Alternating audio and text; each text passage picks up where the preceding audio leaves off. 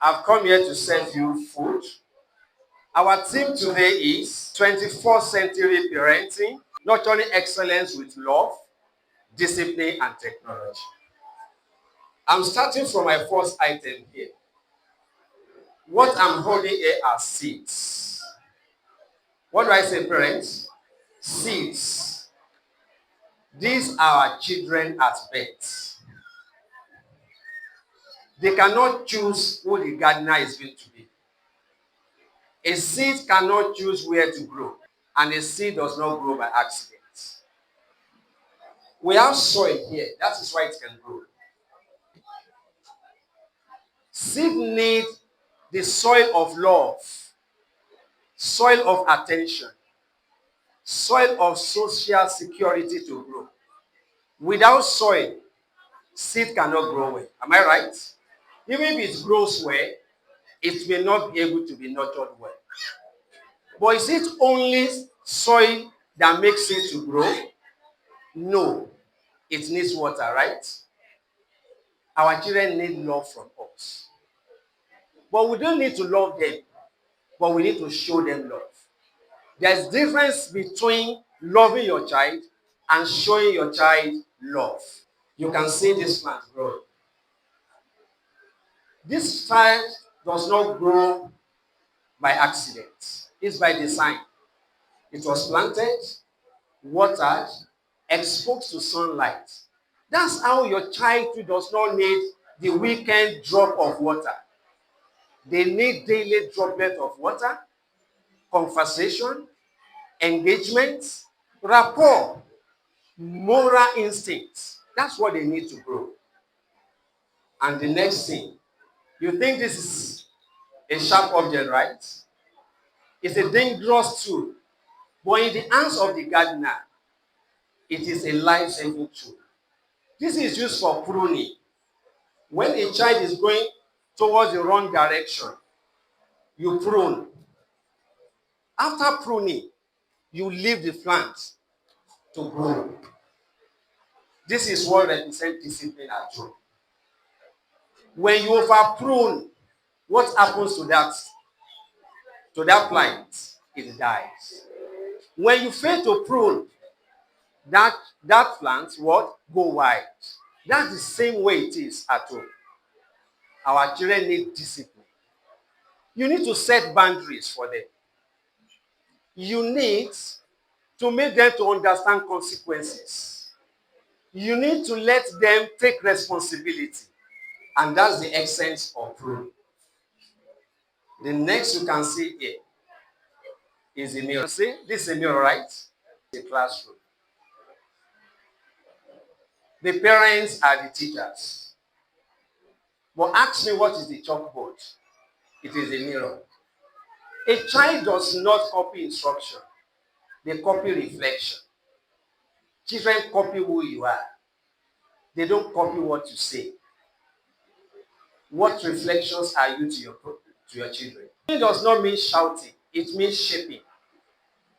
When you shout, your children learn shouting. When you lie, your children learn deception.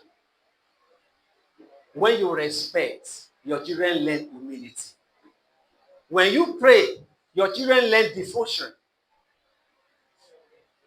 When you apologize, your children learn to be humble. They mirror you. They don't do what you say, but they do what you do. The next one is the gadgets. This has become a co-parent in most homes today. In fact, in some homes, this has become the parents. Yes, technology can inspire. It can make you to learn. It can make you to excel. It can make you to connect, but it can distort values. Am I right? It can equally disconnect.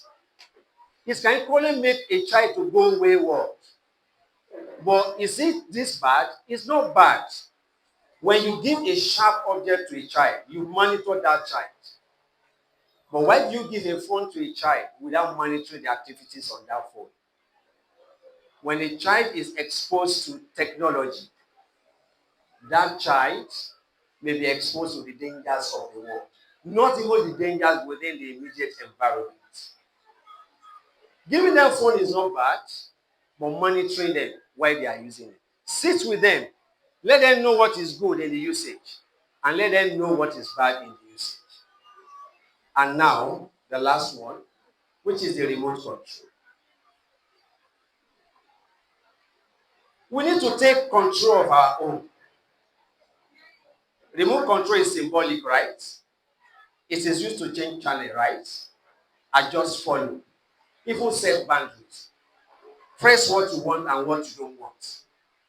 Parents, let's take control of our own.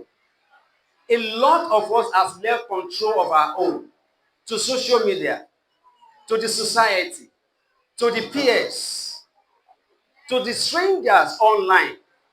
Today, dear parents, let's take the remote back. Let's control the atmosphere in our homes. Let's change the channel to something that trains the mind and not the one that drains the mind. Let us, parents, change the channel, the noise of discussion in our home, the noise of chaos in our home. Press the remote today and let the atmosphere of your home be controlled by you. Don't give it to an external person to control. You must be a good gardener, a gardener that nurtures with love. You must be a wiser pruner. When you are pruning, over pruning may make may make a plant to die. And when you fail to prune, that's to tell you discipline matters in home. Well, what kind of parents are you? They are mirroring you. Whatever you do is what they will do. Please make sure that you are doing the right thing. You must create a good value around you, both father and the mother. And when we do all this, we'll be able to nurture children who are creative, confident, stable, responsible, ethical, and God-fearing.